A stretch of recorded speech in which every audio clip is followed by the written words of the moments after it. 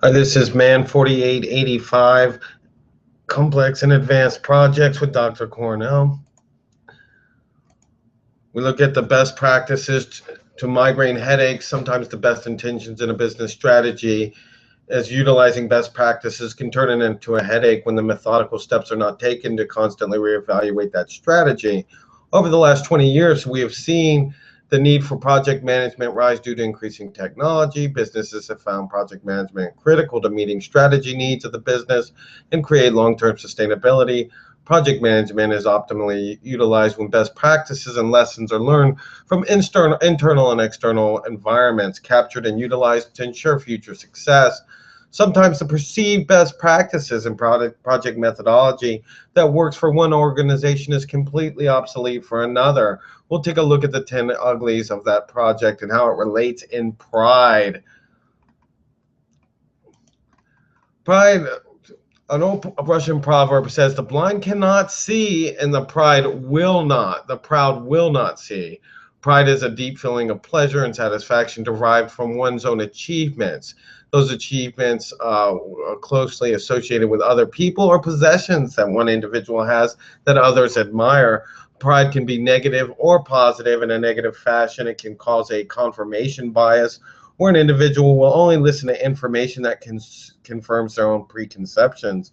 Pride also causes overconfidence bias that makes an individual to be too confident in their own abilities.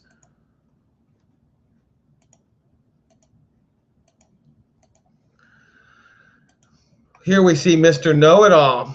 Mr. Know-It-All had a issue where he believed he could complete the skills to complete a project.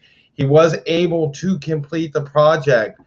He had a failure to recognize any better project alternatives or more cost-efficient alternatives, or providing value to the customer, more importantly, the shareholders, because he used a bells and whistles approach, which allowed him to spend more than he should have. The way he could have mediated through this, he could have actually done a risk management analysis, a cost risk analysis, a threat analysis. All these analyses up front could have actually avoided him spending too much money and impacting the cost of the actual project. The impact on the project was major cost of overruns. The impact of remediation would have allowed for a better circumstance with that. In our second scenario, we saw an individual's ability. They chose to sponsor a project that they did not have enough skill sets to complete. The benefit was they provided experience, the company exposure to upper level management. The risk was their inability to complete all the requirements. The cause was one's own ability and the pride in that ability and the need for recognition. The remediation, they could have done a risk analysis prior to politically endeavoring to take on this project and sponsor this project, or even present a request for information, would have impacted this in a major way. The failure made the inability to complete the project in a satisfactory manner and overall hurting their reputation.